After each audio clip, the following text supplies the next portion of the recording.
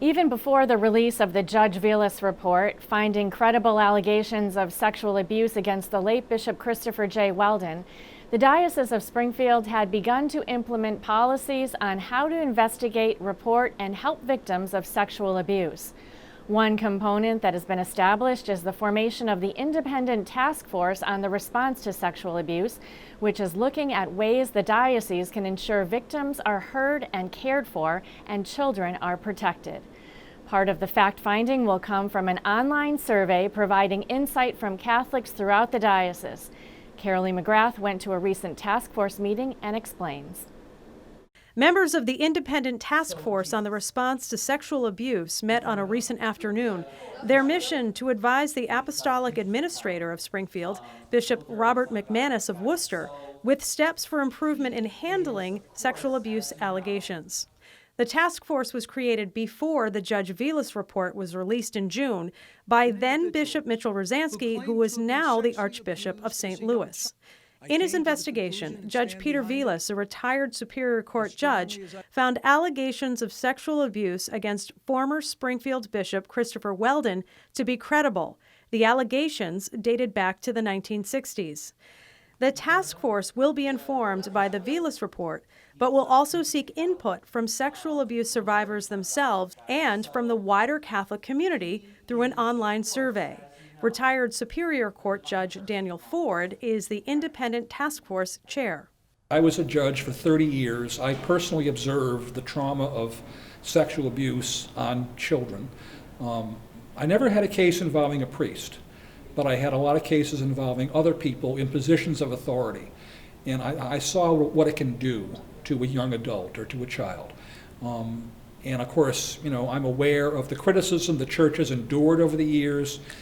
If I can do anything to make things better, to improve the process, I want to be involved in doing it. I thought it's a crucial step toward healing and toward restoring faith in our church.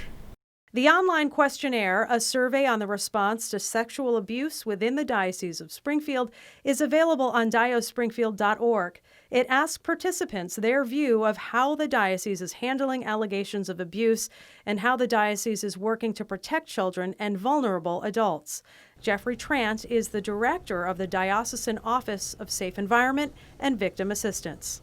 The survey is so important because as the diocese is developing a strategic plan, it is really critical that we give an invitation to our key stakeholders to be able to give input into the development in the planning process. And the survey is just one way that we're going to invite stakeholders to be able to give their input into that process. In addition to Judge Ford, other task force members include Vice Chair Irene Woods, founding executive director of the Children's Advocacy Center of Franklin County and the North Quabbin, Orlando Izaza, Ronald Johnson, Father Michael Piers, Sister of St. Joseph Mary Quinn, James Stankiewicz, Joan Tabashnik, Father William Torigny, and Amber Zini. In addition, Maurice Bovair of Shrewsbury, a licensed independent clinical social worker, will serve as a planning consultant to the task force. Because of my faith, I thought, this might be a natural place for me to be at, because this is about the uplifting of God's kingdom. Task Force member Ron Johnson is the president and CEO of Martin Luther King Jr. Family Services in Springfield, a faith-based organization that serves 700 people per week. And it's a difficult call, right? It is not. That's right. This is not an easy call. The issues are very, very serious. They have ramifications in terms of decisions that will be made and the actions going forward. So I take it very seriously.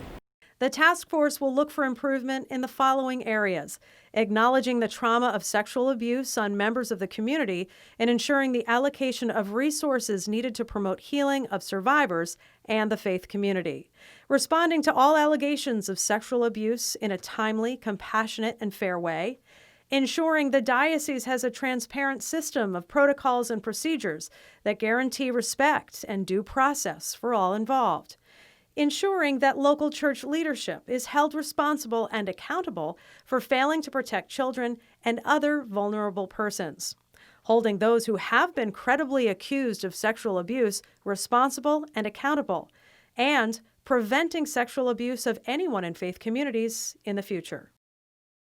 The work of the task force is the latest action taken by the diocese to improve its safe environment efforts. Last year, in 2019, Jeffrey Trant was hired as the director of the Office of Safe Environment and Victim Assistance. Under his direction, he commissioned the Judge Vilas report, hired new investigators, and entered into a memorandum of understanding with the 3 district attorneys in Western Massachusetts. In addition, for years, the diocese has mandated child abuse prevention training for priests, religious, staff, and volunteers. They also require criminal background checks. Sharon Doty is the founder of Keeping Them Safe, a national consulting firm which focuses on child abuse prevention. She's also a Catholic, a mother and grandmother, and consults the independent task force. She says parents need to understand that predators, no matter where they work, groom their victims. Predators, child molesters, allow children to do things their parents wouldn't let them do.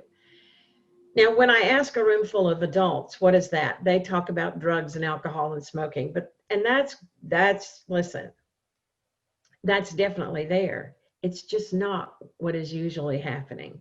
What's usually happening is parents say you can only have healthy snacks after school.